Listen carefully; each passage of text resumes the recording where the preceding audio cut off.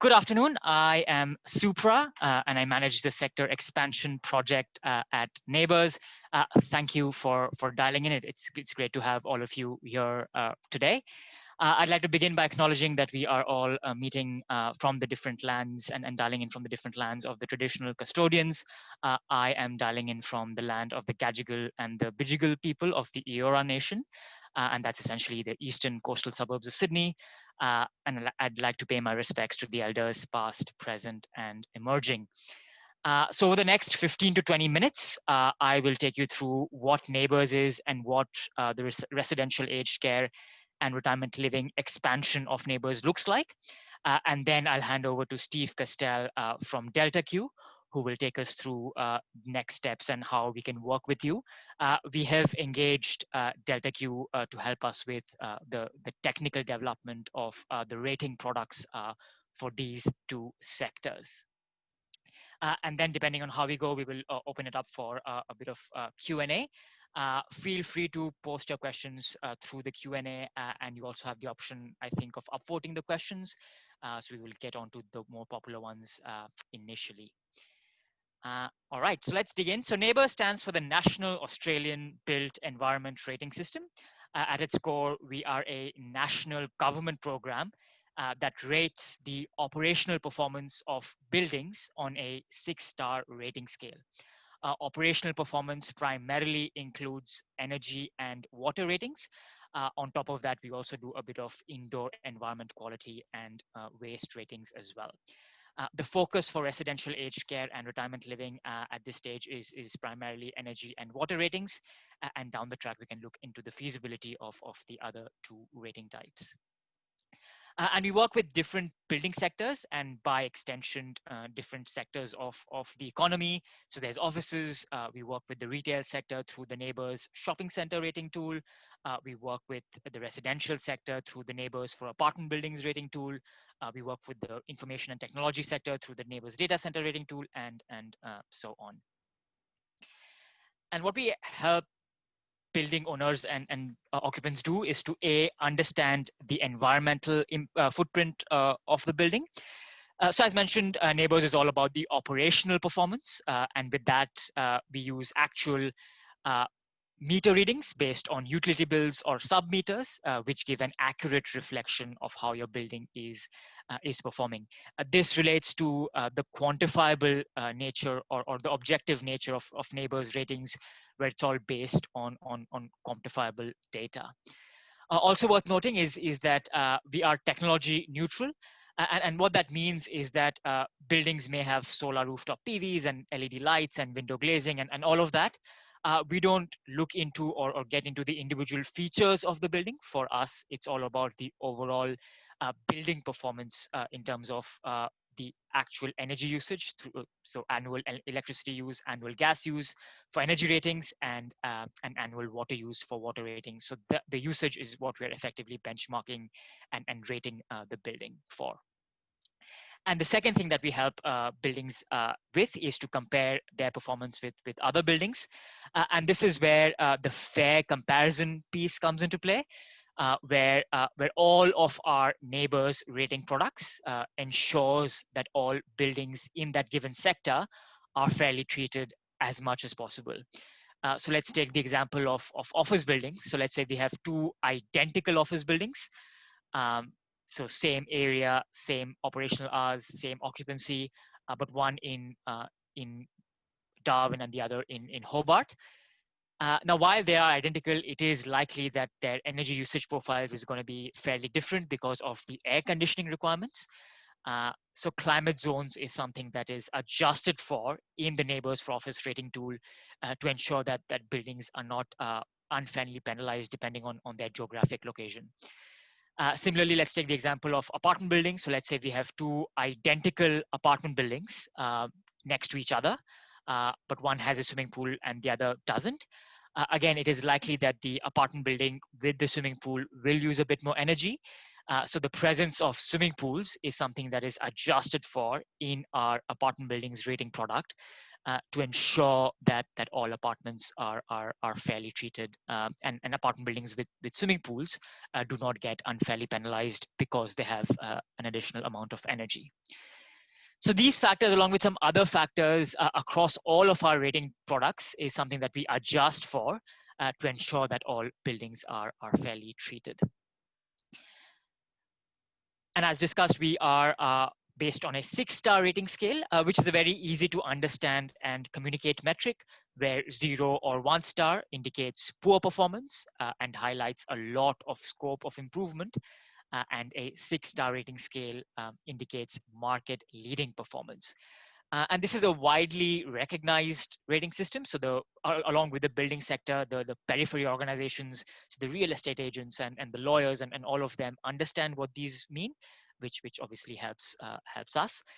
And just leaning in a bit more, so 1-star rated building effectively indicates that it's roughly consuming around 65 to 75% more energy than a 3-star rated building with the same set of operational characteristics. So for example, for the same area, the same operational hours, the same occupancy and all of that, it's consuming around 65 to 75% more energy. And on the flip side, a 6-star rated building indicates roughly that it's consuming 65 to 75% less energy than a 3-star rated building with the same set of operational characteristics.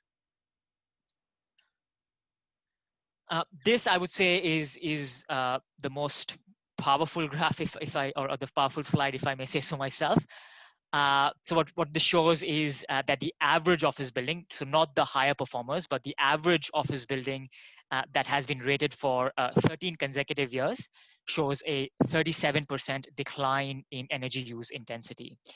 And similarly, the average shopping center that has been rated for 8 consecutive years shows a 25% decline in energy use intensity. The reason why we don't have, or why there's a gap for the shopping center rating in the latter years is because it's a newer tool, so we don't have that data yet. But of course, the declining trend is very promising. The key takeaway from this graph really is the power of a star rating assessment, where a neighbor's rating alone obviously does not improve performance.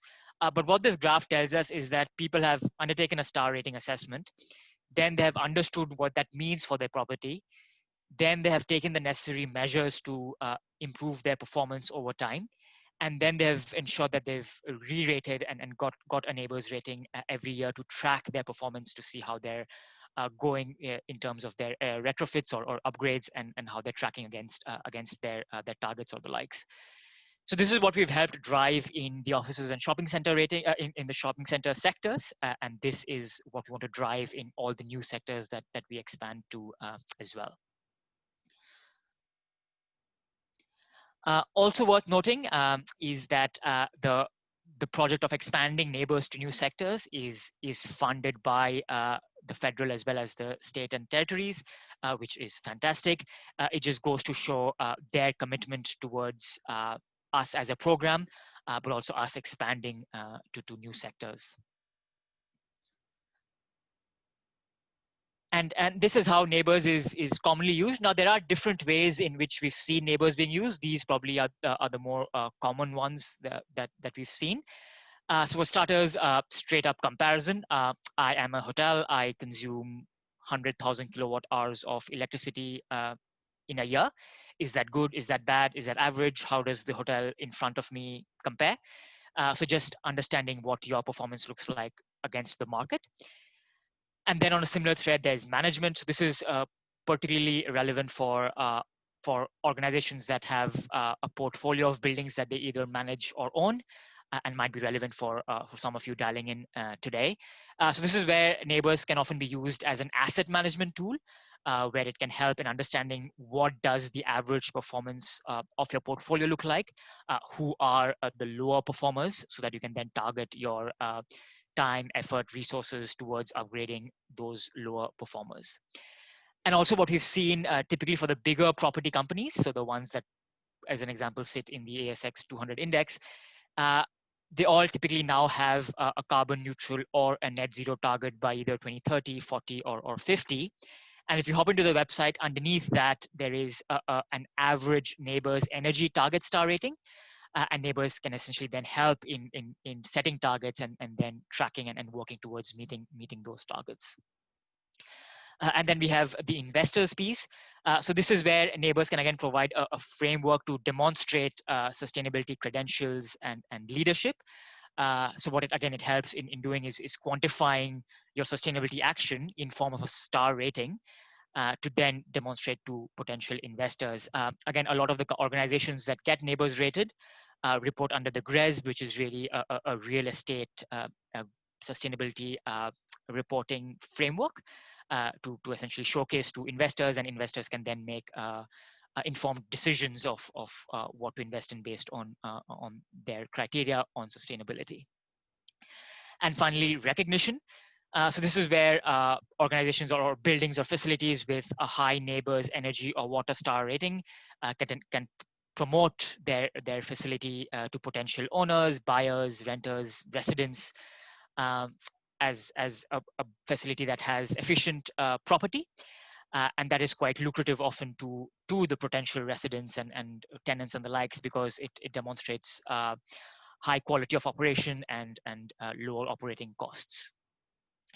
So that's a bit on how neighbors, who we are and how we're used and our impact. Moving into expanding to new sectors. So neighbors currently covers around 30% of the non-residential greenhouse gas emissions. And as part of our strategic plan, the intention is to expand neighbors to all major building types.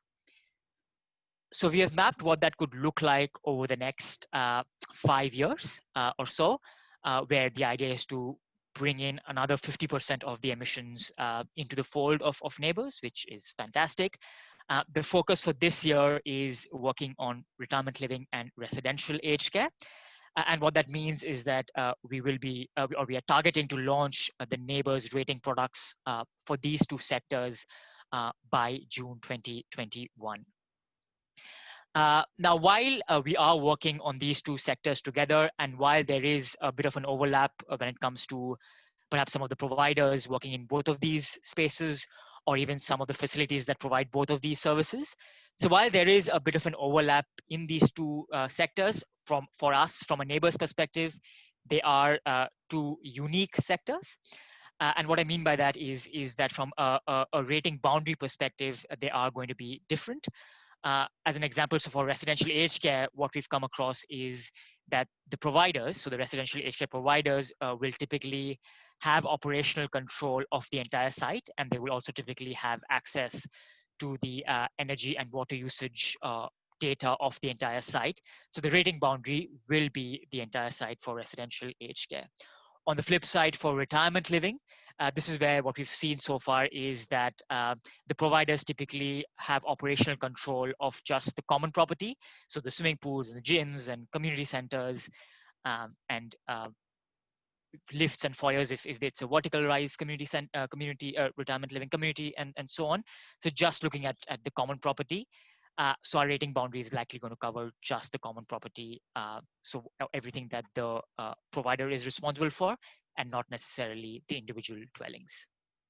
So just something to note for at this stage. And finally, the work plan for this year. So just very quickly, we are right now in the data collection and technical benchmarking phase. The purpose of benchmarking is to really identify the different factors that we need to adjust for the residential aged care and retirement living sectors to ensure fair comparison, as I touched upon earlier. And the other purpose is to then also understand what does a high performing building look like, what does a average performing building look like, and so on. And all of the technical benchmarking is based on a very rigorous data collection process that Steve will talk through in a bit. Some of your peers have already participated in the first phase of the data collection process, and we've got access to some of the data from both of these sectors. But of course, we're also keen on working with you and some other providers to ensure that we keep on getting more data to ensure stronger benchmarks. Both data collection and benchmarking is a bit of an iterative process, which will go on up until December or even early next year. And then we will work on the rules. So this is typically for our independent accredited assessors who will be doing the rating assessments. And it's essentially a guidance document providing them with details of the data required, the supporting evidence required, and all of the information required to do a rating assessment. And we want this to ensure that all ratings are done accurately and consistently.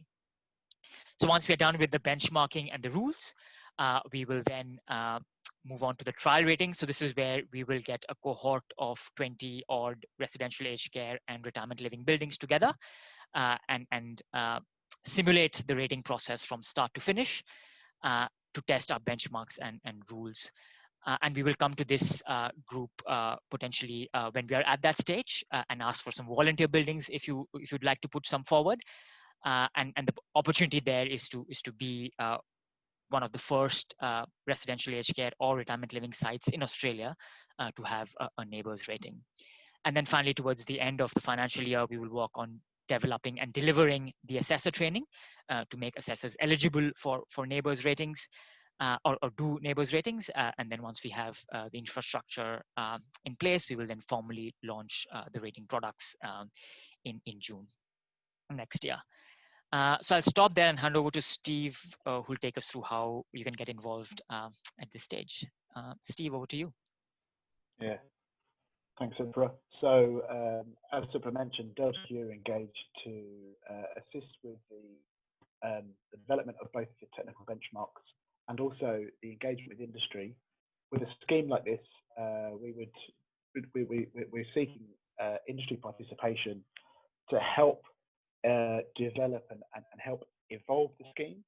Certainly from the first step through the process of data collection, you need to understand as many of the characteristics and site variables that impact both energy and water use.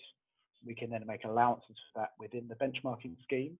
So we're working and we're seeking to work with as many providers as possible to help inform a data collection process so we can really understand how the impact, I think Supra mentioned a swimming pool, what would be the impact of two light facilities, one with a swimming pool, one without a swimming pool, then we can make the correct allowances when we build the scheme. The scheme has to be built with industry participation. And then for those industry members that are really keen to sort of understand where the tool is going at that iterative process, the advisory panel is set up for industry experts, understand what's happening with the scheme, how it's going, help evolve, and effectively shape that scheme through its development. So we'd welcome again as many industry participants and experts in the field to sit on the advisory panel. It's not too much of a burden of time. It's about one meeting per quarter. The first one's coming up in very early December. So if you are interested, please do get in touch. But we have a panel of your peers sat on there with consultants and obviously members from NABERS and other government departments to help evolve and shape this. And certainly welcome as many participants as possible. And also, I suppose the third side is please, if you have someone in your business who's got a keen desire for the environment, who's always campaigning to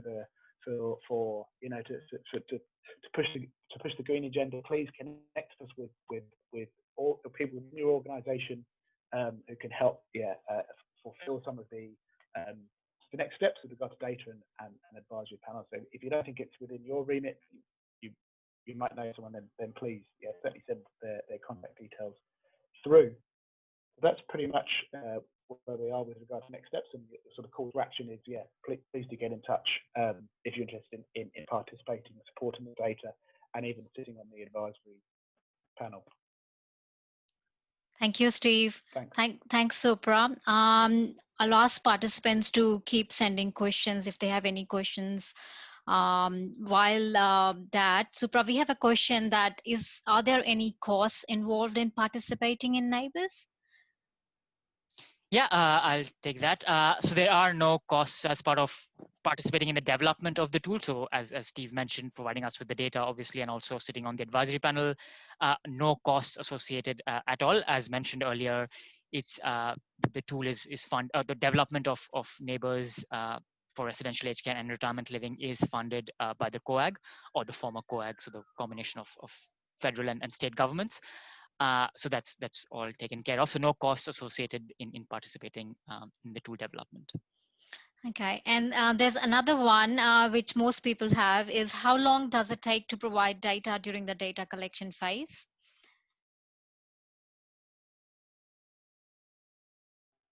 I can probably answer that one, guys. Yeah.